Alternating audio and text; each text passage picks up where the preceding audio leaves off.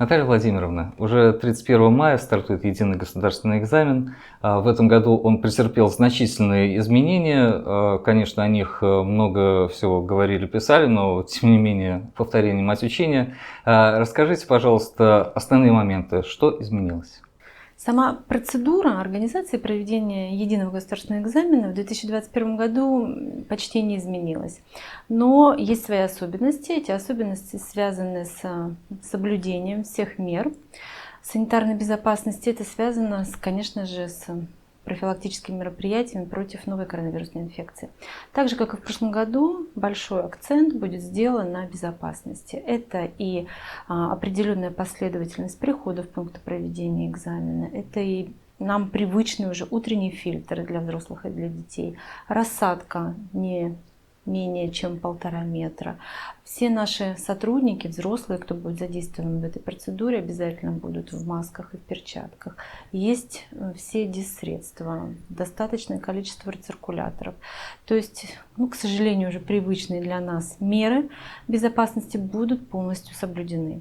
Это вот если из общих подходов. Если наш выпускник планирует поступать в высшее учебное заведение, для получения аттестата ему необходимо сдать русский язык и те предметы, которые ему нужны для поступления в университет. Если же по каким-то причинам, а у нас и такие выпускники есть, кто не планирует поступать в высшее учебное заведение, им для того, чтобы получить аттестат о среднем общем образовании, необходимо сдать 2 экзамена – русский язык и математика. Вот такое существенное отличие.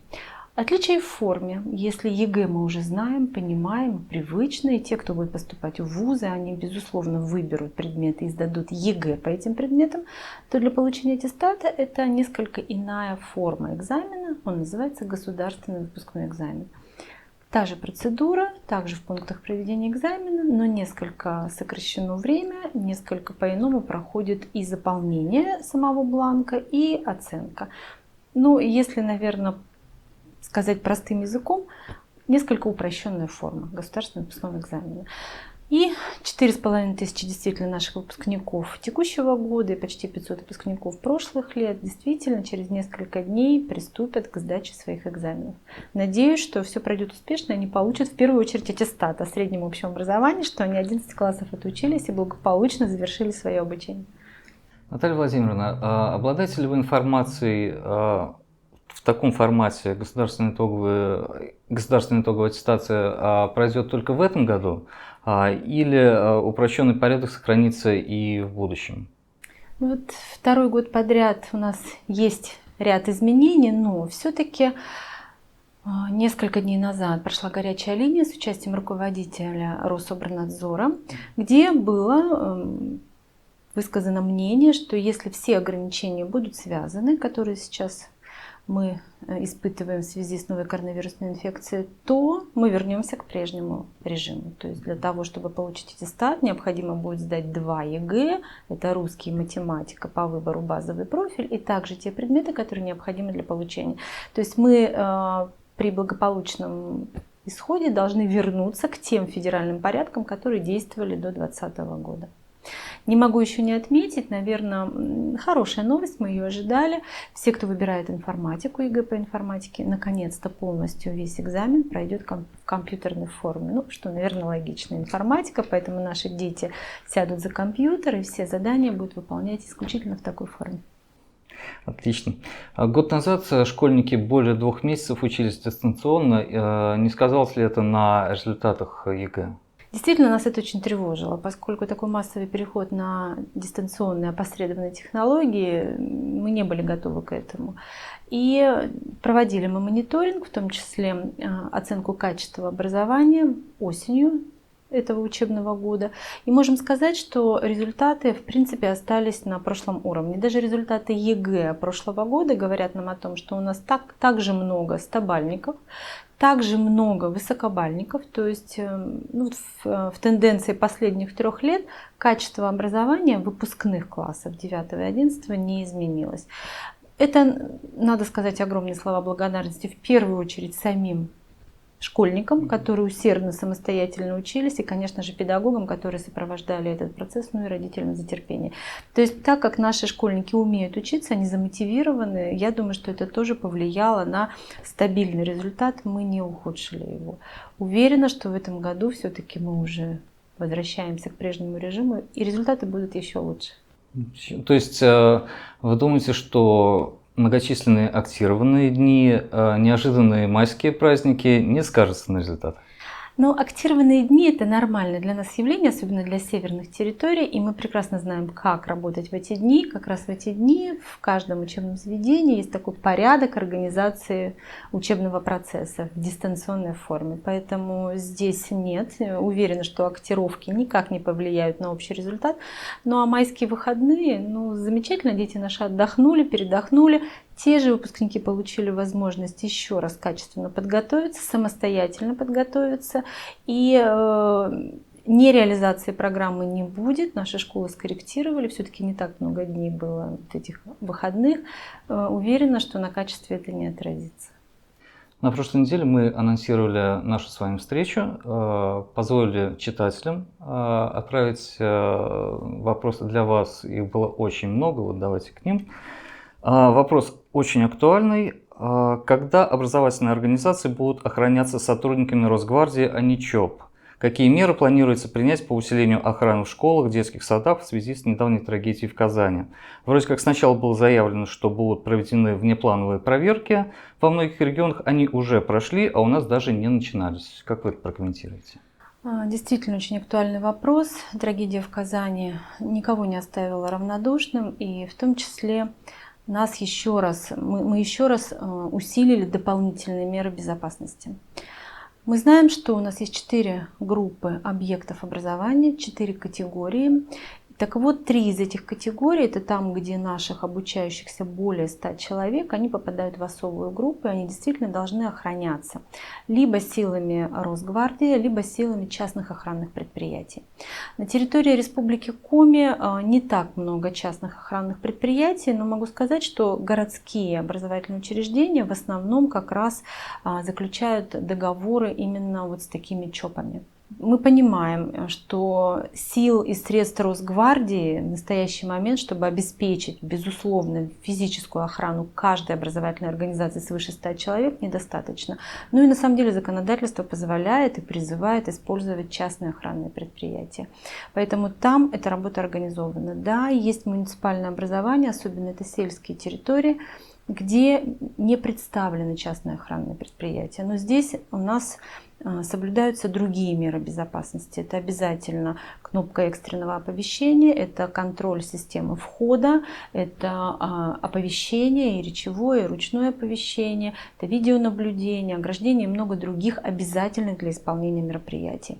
Антитеррористическая защищенность – это постоянный объект контроля и нашего внимания. Все, безусловно, руководители образовательных учреждений исполняют эти требования.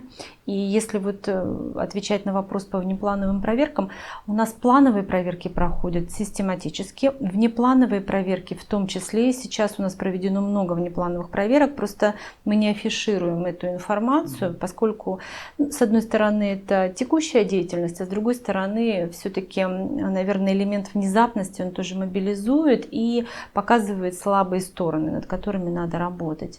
Мы постоянно укрепляем нашу антитеррористическую защищенность. Это в первую очередь выделение дополнительных средств на физическую охрану. Вот то, о чем я уже сказала. И вот буквально не так давно правительством Республики Коми принято решение, и нам выделено еще 580 миллионов как раз и на ремонты учреждений, это также в безопасности немаловажно, и на антитеррористическую защищенность. Будет особое внимание уделено контролю доступа в учреждения, электрозамкам, различным рамкам металлодетекторов и так далее, и так далее. То есть все те обязательные требования, которые сегодня у каждой школы, у каждого детского сада в паспорте безопасности описаны, они будут дальше предприниматься. Следующий вопрос. Наш читатель Сергей предлагает упразднить систему весов оценок. Такие доводы приводят. Например, ученик всю четверть получал за ответы на уроке пятерки с весом 10, а контрольную с весом 30 по каким-то причинам написал на 4. А в результате итоговая будет 4. Это неверно, по его мнению. Как вы это прокомментируете? Понятно, что это федеральный стандарт, то есть как-то повлиять напрямую вы, как региональный министр, на это не можете, но, может быть, у вас есть информация, будет ли этот стандарт как-то скорректирован, пересмотрен? Хочу поправить. На самом деле система оценивания формируется не стандартом. Стандартом все-таки закладывается содержание образовательной программы, а это формируется в каждом образовательном учреждении самостоятельно. То есть в каждой школе есть такой локальный акт, который называется «Положение о текущем контроле промежуточной аттестации». И вот именно там и прописываются все особенности. Потому что вот тот метод, о котором нам сообщили, да, в своем вопросе, он не так часто используется. То есть это как один из вариантов системы оценивания. И каждая школа обязательно с учетом мнения родителей и обучающихся принимает такие локальные акты. Поэтому мне бы хотелось рекомендовать нашему читателю обратиться в школу, посмотреть еще раз это положение и выйти с инициативой о внесении изменений. То есть если он найдет поддержку среди других родителей, среди старшеклассников, они у нас тоже полноправные участники образовательных отношений, могут выйти с инициативой к администрации и изменить этот подход. Это их право. То есть у каждой школы эти весы могут быть разными? Во-первых, они могут быть, могут их не быть. Да. То есть иногда просто в локальном акте расписывается, за что ставится 5, 4, 3 и так далее. Где-то вот есть такой инновационный подход, когда нам не хватает вот этих пятибалльной системы, можно даже сказать, мы единицу практически не берем в расчет вот этой 4-бальной системы, и здесь делается вес. То есть понимая, что какие-то задания более сложные, какие-то формы контроля тоже разные бывают. И здесь вот делается такой определенный весовой критерий. Это не обязательное условие, стандартами это не предусмотрено. По стандартам мы должны оценить те знания, умения, навыки, компетенции, которые в процессе обучения у нас появились. Поэтому если такие трудности возникают, недопонимание, либо иная точка зрения, наши родители по закону об образовании в Российской Федерации являются участниками образовательных отношений. Я думаю, что здесь какой-то консенсус можно найти. Еще одно предложение от Сергея. Прошу регулярно проводить для всех учителей курсы по профилактике буллинга в школе. Учителя и администрация должны сходу определять начало травли и пресекать ее, будь то перемена или урок. Как вы к этому относитесь? Абсолютно поддерживаю это предложение, поскольку все-таки некоторое отклонение от норм поведения бывает у наших школьников. И, конечно, первый, кто видит, наверное, это родитель и, конечно же, учитель, потому что в школе наши дети проводят много времени, и они все как на ладони, несмотря на то, что бывают большие классы. И, конечно, учитель должен видеть изменения в поведении ребенка, либо изменения в классном коллективе, в какой-то группе. Все равно они знают, особенно классный руководитель. И действительно, вот такие проявления деструктивного поведения, будь то буллинг или какие-то иные агрессивные проявления, они должны не просто замечаться, с ними надо работать с семьей, работать с ребенком, подключать узких специалистов. Это действительно проблема, и мы только за этот учебный год провели более 5 различных семинаров и обучающих мероприятий для классных руководителей и для педагогов. У нас есть курсы повышения квалификации на эту тему. У нас проведены серии мастер-классов Республиканским центром психолого-педагогической и медицинской помощи. То есть возможность педагогу узнать, а что же это такое, а как это проявляется, а по каким поведенческим маркерам можно оценить состояние ребенка, есть. Кроме того, есть федеральные рекомендации, мы их тоже направляли в школы для того, чтобы педагоги изучили и могли все-таки адекватно реагировать на те или иные ситуации. Но понимаем, что этот процесс должен быть постоянен, поэтому у нас действует Республиканское методическое объединение классных руководителей, такое же Республиканское объединение педагогов-психологов, потому что все-таки здесь ведущая роль по коррекции поведения отводится психологам. И мы эту работу будем постоянно не только продолжать, но и наращивать. Причем на такие мероприятия мы приглашаем специалистов. То есть это могут быть специалисты Минздрава, специалисты МВД, то есть абсолютно по разным профилям. Сейчас у нас есть такие мероприятия, поэтому мы приглашаем и максимально все-таки пытаемся охватить наших классных руководителей вот этой информационной просветительской работой о том, чтобы знать, как действовать. Ну и, конечно, нас этому учат в пединститутах, в университетах, Об этом тоже нельзя забывать. Психолога, возрастные, физиологические особенности определенного школьного возраста. Вопрос от воспитателя детского сада. Недавно у нас появились дежурные группы. Принимаются в эти группы дети, чьи родители работают в непрерывном производстве, приносят справки с работы. Есть ли какой-то документ, где подробно написано, как работают дежурные группы, какое количество детей должно быть, можно ли объединять детей с разных групп? Вот видите, видимо, информация не до всех доведена. Ну и на самом деле, действительно, это вопрос. И последний раз, опять же, вот эти вот майские каникулы тоже. Да, но вот с таким массовым явлением открытия дежурных групп мы как раз встретились в период начала пандемии, когда достаточно оперативно мы постарались открыть дежурные группы в детских садах, понимая, что родителям необходимо работать. И тогда у нас было немного дежурных групп, но они были в каждом муниципалитете. В летний период это достаточно частое явление, когда один детский сад закрывается на ремонтные работы, другой детский сад работает в режиме дежурных групп. То есть само понятие такое, в общем-то, было. Оно нормативно не закреплено, но эти решения принимают, где открыть, в какой период, сколько, принимает управление образования в муниципальных образованиях совместно с директорами, заведующими детских садов. Но то, что мы должны обеспечить работу детских садов, дежурных групп тогда, когда это необходимо родителям, это однозначно. Особенно вот, да, сейчас в период майских праздников в 18 из 20 муниципалитетов у нас были открыты дежурные группы. В 2 муниципалитетах, небольшие муниципалитеты, ну, по крайней мере, у нас информация, что такой не было потребности. Поэтому, еще раз отвечаю на вопрос, это регламентируется на уровне управления образования совместно с детским садом. Понятно. Сразу 2 человека задали вот такой вопрос. Уважаемая Наталья Владимировна, готов ли проект средней общеобразовательной школы на 110 мест в селе Черемховка? Если да, то когда начнется строительство?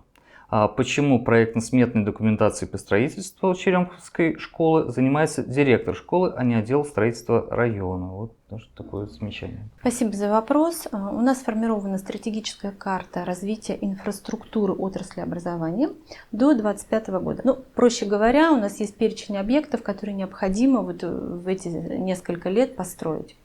И средняя общеобразовательная школа села Черемуховка тоже входит в этот проект. На 110 мест планируется строительство этой школы.